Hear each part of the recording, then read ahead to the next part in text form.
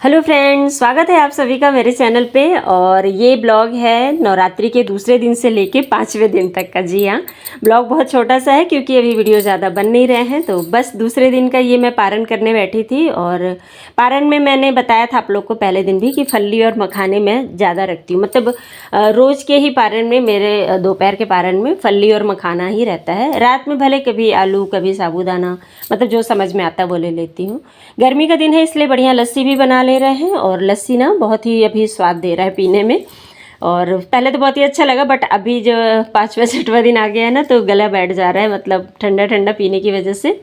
But यही है कि दही पी लो तो पूरा शाम तक फिर ना बिल्कुल ज़रूरत नहीं लगती है कुछ भी खाने पीने की, या पानी पीने की भी इच्छा नहीं होती है। तो बस यहाँ पे फलाहारी करके और कपड़े सुखा रही थी। और नवरात्रि का जो सेकेंड डे होता है ना, उस दिन ग्रीन कलर की साड़ी पहननी चाहिए, मतलब हरे रंग की।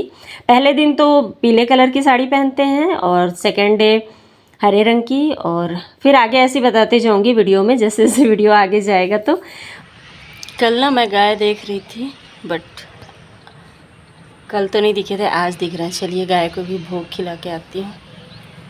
जब व्रत रहती हूँ ना तो गाय के लिए भी निकाल देती हूँ। जिस दिन मिल जाती हैं खिला देती हूँ, नहीं तो फिर रखा रहता है।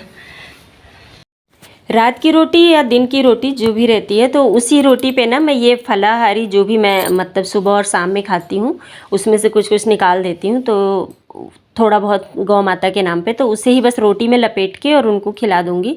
होता क्या है ना, हाथ अगर फली बस ऐसी और आलू लेके जाओ तो आलू तो खा लेते हैं वो, पर फली ना पूरा ज़मीन पे बिखर जाता है। तो 2-4 तो खा लेते हैं, बाकी ऐसे ही बिखरा रह जाता है, तो फिर अच्छा नहीं लगता। इसलिए मैं रोटी में लपेट के दे देती हूँ। और घर के जस्ट बाजू में जो खेत खाली पड़ा है ना, उसमें ढेर सारी अभी दूबी निकल गई है। मतलब बारिश हुआ था जो कुछ दिन पहले, तो उसमें हरी हरी दूबी निकली है। तो बढ़िया गाय लोग ना आके उसको खाती हैं। तो यहाँ पे बस 1-2 बार आवाज़ देती हूँ तो गौ माता अपने आप चले आती हैं खाने के लिए। फर्स्ट डे तो शायद शाम हो गई थी मुझे पूजा करते ही, इसलिए मुझे नहीं मिल पाई थी। बट आज सेकेंड डे था, दोपहर था, तो बालकनी से मुझे दिखी, तो मैंने सोचा आज खिला देती हूँ।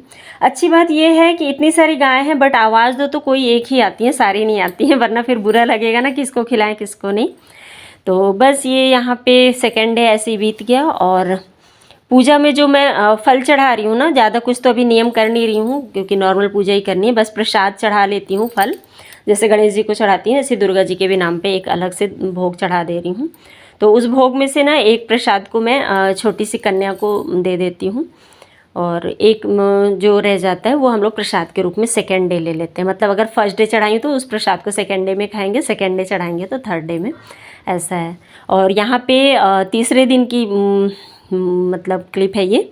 और आज के दिन नवरात्रि के तीसरे दिन ना ग्रे कलर की साड़ी पहनते हैं, मैंने भी पहना है। बट यही है कि मैं दिखा नहीं पाई आप लोग को ठीक से, हल्का सा दिख भी रहा है वीडियो में क्योंकि बिल्कुल ध्यान ही नहीं रहा कि मुझे थोड़ा सा वीडियो बना लेना था ऐसा।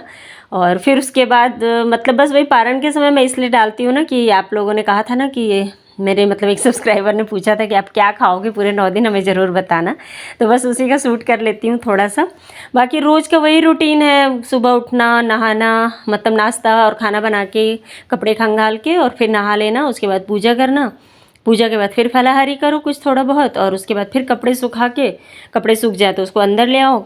खाना बना ही दिए रहती हूँ, तो फिर उसके बाद मैं ज़्यादातर लेटे ही रह जा रही हूँ क्योंकि गर्मी इतनी पड़ रही है ना कि कोई काम करने का मन भी नहीं कर रहा और सुस्ती भी आ गई है थोड़ी सी। तो बस यहाँ पे चौथे दिन मैं ऑरेंज कलर की साड़ी पहनी हूँ क्योंकि नवरात्रि का जो चौथा दिन होता है वो कुसमांडा माता का होता है, तो इस दिन ऑरेंज कलर की साड़ी पहनी जाती है। तो ये कॉटन की साड़ी है मेरी, मुझे बहुत पसंद है, बिल्कुल हल्की सी है इसलिए।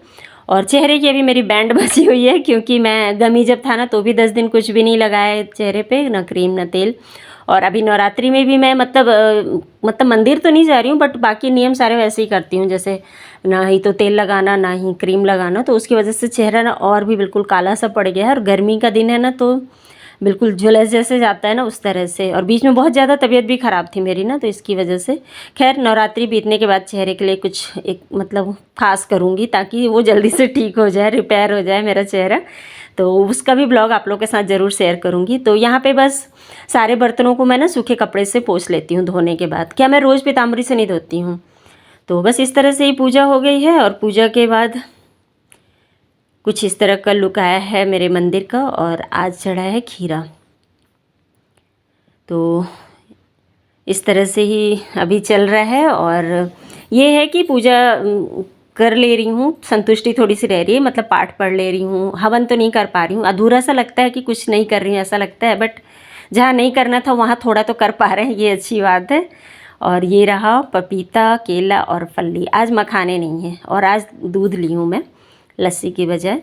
और यहाँ पे मैं और श्वेता दोनों ही कर रहे हैं, मतलब श्वेता भी 9 दिन का व्रत है, तो वो आती है सुबह, तो वो अपने काम जैसे ही निपटाती है वैसे ही मैं भी पूजा करके निपटती हूँ। तो फिर मैं बोलती हूँ चल साथ में ही खा लेंगे, क्या फिर घर जाके बनाएगी फिर खाएगी। तो इसीलिए शाम में भी मैं उसको बुला लेती हूँ, शाम में थोड़ा सा लेट से बुलाती हूँ कि मेरी पूजा हो जाए उसके बाद आना, तो बढ़िया अपन दोनों फलाहारी कर लेंगे। और वो ना जूठे बर्तन तो मैं उसको धोने नहीं दे रही हूँ, बट ये कि जैसे चावल दाल के जो बर्तन रहते हैं, खाना जिसमें बनता है, उन बर्तनों को वो धो लेती है। तो इस तरह से उसका भी कट रहा है, मेरा भी कट रहा है, आजकल ऐसे ही चल रहा है। और यहाँ पे बस फलाहारी करके कपड़े सुखाने आ गई, उसके बाद ढेर सारे कपड़े होते जा रहे हैं। मतलब मैं 2 दिन से कपड़े फोल्ड ही नहीं कर रही थी, मतलब इतना आलस आता है ना, समय बहुत रह रहा है, बट वही है कि कुछ काम करने की इच्छा ही नहीं होती है। बस पूजा कर ले रही हूँ, उसके बाद लगता है सारे काम हो गए, क्योंकि खाना वाना मैं सुबह ही बना के रख दे रही हूँ। और रात का भी ना फिर जैसे फलाहारी जब बनाती हूँ तो उसी समय ये लोग के लिए भी मतलब सब्जी रोटी जो भी रहता है बना देती हूँ। कई बार तो रात में ही मतलब सुबह की ही सब्जी रह जा रही है तो बस रोटी बनाना रहता है। तो इस तरह से ही चल रहा है। और यहाँ पे मैं सारे कपड़े आज सोची हूँ फ़ोल्ड कर ही लेती हूँ, तो एक एक करके फ़ोल्ड कर रही थी। और इतनी गर्मी अब लगने लगी है ना कि बाल तो खुले रख ही नहीं पा रहे हैं, बट रबड़ भी अभी नहीं लगाना है, तो बस जैसी खुलते हैं वैसी जूड़ा डालती हूँ और उसके बाद काम पे लग जाती हूँ। आप लोग के यहाँ गर्मी स्टार्ट तो हो गई होगी ना बहुत ज़्यादा, मतलब थोड़ी सी गर्मी नहीं स्टार्ट हुई है, बहुत ही ज़्यादा गर्मी इकट्ठा से आ गई है, ऐसा हो गया है। और गर्मी की वजह से तो मुझे सिर में बहुत ज़्यादा दर्द भी हो रहा था अभी बीच में, बट ये अभी फास्टिंग में ना मुझे कोई दर्द वर्द नहीं होता है। फास्टिंग के बाद मेरी तबीयत ख़राब होती है, जब नवरात्रि के पूरे 9 दिन पूरे हो जाते हैं ना उसके बाद। तो इस बार मैं सोच रही हूँ कि मतलब ज़्यादा खाना खाना ही नहीं है, बस फल वल ही खा के रह जाना है, क्योंकि मुझे लगता है ना फल वल खाने से मुझे गैस वैस नहीं बनता है, गैस की वजह से लगता है सिर दर्द होता है, पता नहीं जो भी रीज़न हो। खैर यहाँ पे सारे कपड़े ऐसे ही फोल्ड कर लूँगी, उसके बाद फिर से शाम में वही रूटीन रहेगा पूजा का। तो इसलिए मैं ना अभी ज़्यादा कुछ आप लोग के साथ शेयर नहीं कर पा रही हूँ, क्योंकि वीडियो कुछ खास रह ही नहीं रहा है, तो मुझे समझ नहीं आता है। और 5वें दिन ना मैंने वाइट कलर का साड़ी पहना था, जिसमें ब्लू कलर का मेरा बॉर्डर था, क्योंकि हमारे में सुहागनें वाइट कलर की साड़ियाँ नहीं पहनती हैं बोलते हैं, तो इसलिए मैंने, वैसे तो सारे कलर अच्छे होते हैं, कोई भी कोई कलर पहन सकता है, बट तो मतलब अब स्कंद माता की पूजा में ना वाइट कलर ही पहनते हैं। तो चलो दोस्तों फिर मिलूंगी नए वीडियो में, तब तक के लिए बाय बाय।